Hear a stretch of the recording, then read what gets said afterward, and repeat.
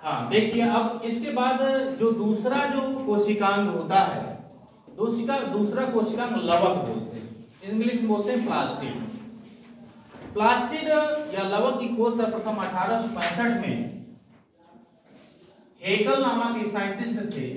Hegel नामक scientist ने, अर्थात साइंटिस्ट को हिंदी में विज्ञानी बोलते हैं, साइंटिस्ट ने सर्वप्रथम खोजा था। और इसका प्लास्टिड नाम जो दिया था वह शिम्पर एक साइंटिस्ट थे, शिम्पर नामक साइंटिस्ट ने इसका नाम प्लास्टिड रखा था। अर्थात खोज किसने किया? 1865 में अर्नेस्ट हेगल नामक साइंटिस्ट ने सर्वप्रथम इसकी खोज किया था और इसका लवक नाम शिम्पर ने दिया था। इतनी बात समझ में आई? किसी कोई प्रॉब्लम? अब देखिए, बात करते हैं यहाँ पर हम कि प्लास्टिड होते कितने प्रकार के हैं। सामान्यतः प्लास्टिड कई प्रकार के होते हैं, लेकिन मुख्यतः देखा जाए तो लवक जो होते हैं ये 3 तरह के होते हैं। ल्यूकोप्लास्ट होते हैं, ल्यूकोप्लास्ट, दूसरा होता है क्रोमोप्लास्ट और तीसरा होता है क्लोरोप्लास्ट। क्लोरोप्लास्ट, ठीक है, 3 तरह के होते हैं। हिंदी में अगर बोले इसको अवर्णी लवक, अवर्णी लवक, दूसरा होता है वर्णी लवक और तीसरा होता है हरित लवक। हरित लवक, 3 तरह के लवक। ल्यूकोप्लास्ट की यदि हम बात करें, अवर्णी, वर्ण माने होता है रंग, सीधा सा है, ऐसे लवक जिसमें कोई रंग नहीं होता है। सामान्यतया ऐसे जितने भी लवक होते हैं वो ऐसे भाग में पाए जाते हैं पौधे के जो कि सूर्य के प्रकाश से दूर हो, अर्थात सूर्य के प्रकाश में अगर वो नहीं होंगे तो ऐसे भागों में ल्यूकोप्लास्ट उपस्थित हो। जैसे आप आलू देखिए, शकरकंद देखिए, सूर्य के प्रकाश में नहीं होते हैं और उसके अंदर कोई भी बिल्कुल जैसे रहेगा वैसे ही रहता है, कोई उसमें रंग नहीं होता। दूसरी बात, एक चीज और समझिए, आप कोई छोटा सा टमाटर देखिए, जब वह छोटी अवस्था में होता है, शुरू में जब बनता है, यहाँ की भाषा में उसको क्या बोलते हैं? बतिया बोलते हैं सर, छोटा सा है एकदम से, है ना। इसके बाद उसका कोई रंग नहीं होता है, फिर क्या होता है? धीरे धीरे कुछ समय बाद वह हरा हो जाता है, अर्थात उसमें हरित लवक डेवलप हो जाता है, विकसित हो जाता है। इसके बाद जब वह पक जाता है तो लाल हो जाता है, अर्थात क्रोमोप्लास्ट में कन्वर्ट हो जाता है। कहने का मतलब ये है कि ल्यूकोप्लास्ट है, क्रोमोप्लास्ट है, क्लोरोप्लास्ट है, ये एक दूसरे में परिवर्तित होते रहते हैं। ऐसा नहीं है कि कोई भी लवक है वो एक में ही बना रहे, एक दूसरे में ये चेंज होते रहते हैं। जैसे आप टमाटर का एग्जांपल ले लीजिए या बैंगन ले लीजिए। बैंगन अगर होता है तो शुरू में बैंगन कोई कलर नहीं होता उसका, जब वह बहुत ही यंग स्टेट में होता है, बहुत छोटा होता है, यहाँ की भाषा में उसको बतिया बोलते हैं, बहुत छोटा सा। इसके बाद फिर और आगे जाएंगे और कुछ समय बाद हुआ या तो नीला होगा या तो हरा होगा, तो वो किसमें कन्वर्ट हो गया? क्रोमोप्लास्ट में, वर्णी लवक में बदल गया। इसके बाद फिर क्या होता है? अगर हरा है तो जाहिर सी बात है कि वह क्लोरोप्लास्ट में कन्वर्ट हो गया। इसके बाद जब वह पक जाता है तो पीला हो जाता है, पकने के बाद क्या हो जाएगा? पीला हो जाएगा, अर्थात वह क्रोमोप्लास्ट में कन्वर्ट हो जाएगा। इसी तरह आम का भी एग्जांपल ले सकते हो। आम शुरू में जो है, शुरू में आम कैसे रहेगा? कोई कलर नहीं होता है, बतिया उसकी देखिए कोई कलर नहीं होता है। फिर थोड़ा सा अगर वो बड़ा हुआ तो फिर क्या हो जाएगा? हरा हो जाएगा, हरित लवक में कन्वर्ट हो जाएगा। फिर क्या हो, जब पक जाएगा तो पीला हो जाएगा, क्रोमोप्लास्ट में कन्वर्ट हो जाता है। मेरी बात समझ में आ रही है कि नहीं आ रही? तो कहने का तात्पर्य ल्यूकोप्लास्ट जो होता है पौधे के ऐसे भाग में पाया जाता है जहां पर सूर्य का प्रकाश साधारणतया नहीं पहुंचता। आप आलू देखिए, सफेद वाला आलू जो होता है, सफेद वाला आलू अगर थोड़ा सा जमीन से बाहर निकल आता है तो उसका कलर चेंज हो जाता है। देखा है कभी? हरा हरा हो जाता है, कभी देखा आपने? हम लोग क्या करते हैं, उसको खरीदते नहीं है तो खाने में अच्छा नहीं रहता है, तो उसको क्या करते हैं? छांट के अलग कर देते हैं। तो क्या होता है? ल्यूकोप्लास्ट जो रहता है वह क्लोरोप्लास्ट में कन्वर्ट हो जाता है, क्योंकि सूर्य के प्रकाश के संपर्क में थोड़ा सा आया तो हरा हरा हो जाता है और वो पकता भी नहीं। बात मेरी समझ में आ रही है कि नहीं? Yes sir. तो ये रही ल्यूकोप्लास्ट की बात। अब ल्यूकोप्लास्ट जो होता है ये कई तरह का होता है। इसमें अगर कार्बोहाइड्रेट अगर संचित होता है तो इसको एमाइलोप्लास्ट कहते हैं। अगर प्रोटीन संचित होता है तो उसे प्रोटीनोप्लास्ट के नाम से जाना जाता है।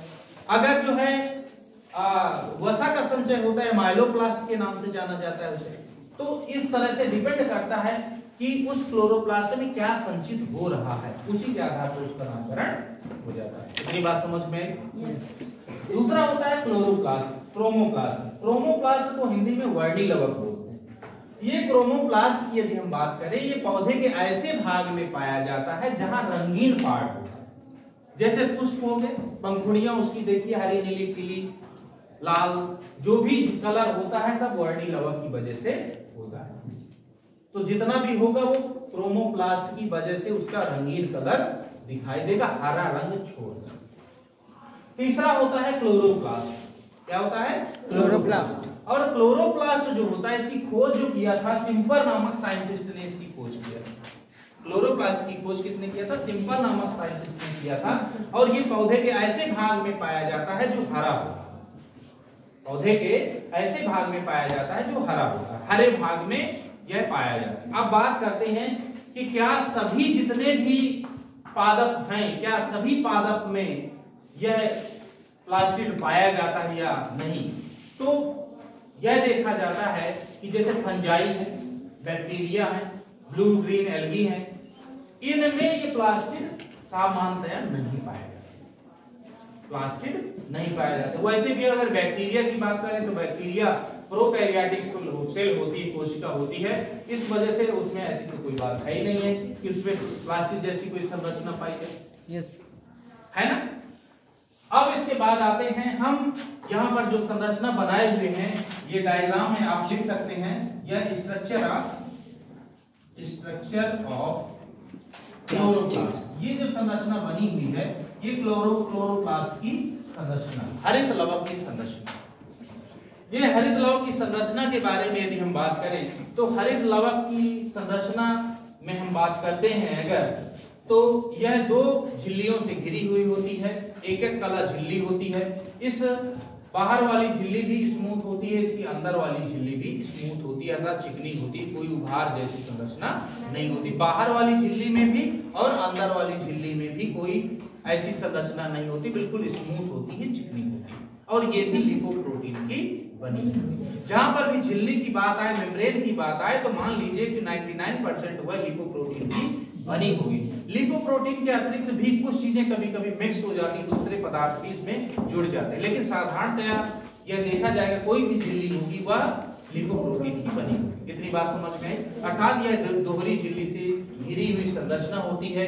इसका आकार भी अलग अलग होता है, चपटा भी हो सकता है, अंडाकार भी हो सकता है, गोलाकार भी हो सकता है, फीताकार भी हो सकता है, गर्डेल के रूप में हो सकता है, कई रूपों में यह पाया जाता है। बात समझ में आ रही? ये डिपेंड करता है कि वह कोशिका कौन सी है। इतनी बात समझ में आई? यह आवश्यक नहीं है कि जैसे हमने बनाया है ऐसे ही बनाया जाए, इसकी संरचना और भी भिन्न प्रकार की हो सकती है। इतनी बात समझ में आई? Yes sir. सीधे बैठो। अब इसके बाद जो है आगे देखें, इसके अंदर देखते हैं तो अंदर हमें सिक्के के ढेर की तरह संरचनाएं दिखाई देती हैं। सिक्के के ढेर की तरह की संरचनाएं दिखाई देती हैं। सिक्के में से एक सिक्के को, जैसे ये इतना एक सिक्का है, इतना, इस एक सिक्के को हम थैलाकॉइड बोलते हैं। क्या बोलते हैं? थैलाकॉइड। हिंदी और अंग्रेजी दोनों में थैलाकॉइड ही बोलते हैं। एक संरचना को, एक सिक्के को हम बोलते हैं थैलाकॉइड। इतनी बात समझ में आई? सिक्के के ढेर को, सिक्के का एक ढेर सामान्यतः इसमें 10 से ऊपर ही थैलाकॉइड उपस्थित होते हैं एक ढेर में। ठीक है, यहाँ पर हम कम बनाए हुए हैं, लेकिन 10 से ऊपर ही सामान्यतया पाया जाते हैं। सिक्के के एक ढेर को हम ग्रेनम कहते हैं। क्या कहते हैं? ग्रेनम। इतनी बात समझ में? सिक्के के एक ढेर को क्या कहते हैं? ग्रेनम कहते हैं। और जब कई सिक्के के ढेर हो गए, 1 2 3 कई ढेर सारे सिक्के के ढेर हो गए, तो उसे हम कहते हैं ग्रेना। क्या कहते हैं? ग्रेना। बात समझ में आ रही है? यानी कि ग्रेनम एक वचन हो गया, ग्रेनम बहुवचन। इतनी बात समझ में आई? अब देखिए, आप देखते हैं ग्रेनम जो होता है एक दूसरे से एक झिल्ली द्वारा, एक लैमेली द्वारा जुड़ा हुआ होता है। इसको कहते हैं स्ट्रोमा लैमेली। क्या बोलते हैं? स्ट्रोमा या इसी को फ्रेस्ट के नाम से भी जाना जाता है। यहाँ पर आपको याद रखना है स्ट्रोमा लाइवली, अर्थात ग्रेनम जिस झिल्ली मेम्ब्रेन बंद संरचना से जुड़ा हुआ होता है उसको हम कहते हैं स्ट्रोमा लाइवली। इतनी बात समझ में आई? Yes sir. इसके बाद इसके अंदर राइबोसोम होते हैं। राइबोसोम भी 70S प्रकार के होते हैं, जैसा कि आपको पहले मैंने बताया।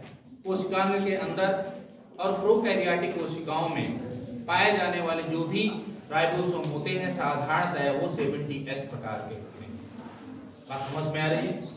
तो इसके अंदर राइबोसोम्स पाए जाते हैं। इसके अंदर एक चीज और ध्यान देने वाली बात है कि इसके अंदर डीएनए पाया जाता है। माइटोकॉन्ड्रिया की तरह इसमें भी डीएनए होता है। इस डीएनए को हम cpDNA कहते हैं। cpDNA का मतलब होता है क्लोरोप्लास्टिक डीएनए। इसके माइटोकॉन्ड्रिया के अंदर जो डीएनए पाया जाता है उसको कहते हैं एम्प्टी डीएनए। इसके अंदर पाए जाने वाले डीएनए को cpDNA। इसका फुल फॉर्म होता है माइटोकॉन्ड्रियल डीएनए। इसका फुल फॉर्म होता है क्लोरोप्लास्टिक डीएनए। क्या बोलते हैं? क्लोरोप्लास्टिक डीएनए। इसके अंदर जो मटेरियल भरा हुआ होता है उसको बोलते हैं हम स्ट्रोमा। इसके अंदर जो मटेरियल भरा हुआ होता है उसको क्या बोलते हैं? मैट्रिक्स। इसके अंदर जो भरा होता है उसको स्ट्रोमा। इसके अंदर जो भरा होता है वो मैट्रिक्स। आप देखिए अब इसका कार्य क्या है। इसका कार्य होता है, मुख्य रूप से इसका जो कार्य होता है हरित लवक का कार्य वह प्रकाश संश्लेषण करना होता है। क्या होता है? प्रकाश संश्लेषण। तो प्रकाश संश्लेषण आपको अगली क्लास में बताया जाएगा प्रकाश संश्लेषण क्या होता है, कैसे होता है। लेकिन साधारणतः मैं जनरली एक चीज बता देता हूं। प्रकाश संश्लेषण क्या होता है कि प्रकाश संश्लेषण में यह देखा जाता है साधारणतया कि सोलर एनर्जी जो होती है, या आप कह सकते हो लाइट एनर्जी, ना सोलर एनर्जी कह करके लाइट एनर्जी जो होती है वह केमिकल एनर्जी में चेंज होती है। किसके द्वारा? By green plant. अर्थात light energy, the process in which light energy is converted into chemical energy. Light energy is change into chemical energy, यानी कि प्रकाश ऊर्जा जो होती है वह रासायनिक ऊर्जा में बदलती है। इस प्रक्रिया को हम कहते हैं प्रकाश संश्लेषण। और ये किसके द्वारा होता है? Bye green plant. हरे पौधों द्वारा प्रकाश ऊर्जा को रासायनिक ऊर्जा में बदलने की क्रिया को हम कहते हैं प्रकाश संश्लेषण। अब प्रकाश संश्लेषण में भोज्य पदार्थ का निर्माण होता है और भोज्य पदार्थ के साथ साथ ऑक्सीजन बाहर निकलती है। ऑक्सीजन बाहर निकलती है। बाकी प्रकाश संश्लेषण को हम दो भागों में बांटते हैं। एक होती है प्रकाशिक अपक्रिया, दूसरा होता है अप्रकाशिक अपक्रिया। प्रकाशिक अपक्रिया होती है वह प्रकाशिक अपक्रिया जो होती है वह थैलाकॉइड के अंदर होती है। किसके अंदर होती है? थैलाकॉइड के अंदर होती है। जबकि अप्रकाशिक अपक्रिया स्ट्रोमा भाग में। थैलाकॉइड के अंदर जो प्रकाशिक अपक्रिया होती है उसमें एटीपी का निर्माण होता है और कुछ अन्य पदार्थ बनते हैं जिनको NADPH2 के नाम से जाना जाता है। इसके अंदर बनते हैं जो कि एनर्जी रिच कंपाउंड होते हैं। इसके बाद उसी का यूज करके कार्बन डाइऑक्साइड की सहायता से जो अप्रकाशिक अपक्रिया होती है जिसको डार्क रिएक्शन के नाम से भी जाना जाता है वो स्ट्रोमा भाग में होती है और यहाँ पर भोज्य पदार्थ का निर्माण होता है। और पहली जो प्रकाशिक अपक्रिया होती है उसमें फोटोलाइसिस ऑफ वाटर होता है, जल का अपघटन होता है जिससे ऑक्सीजन निकलती है। तो जो भी हरे पौधे हैं वो ऑक्सीजन कैसे निर्मुक्त करते हैं बाहर? प्रकाश संश्लेषण की क्रिया द्वारा। प्रकाश संश्लेषण की क्रिया द्वारा वो जो है ऑक्सीजन को बाहर निकालते हैं।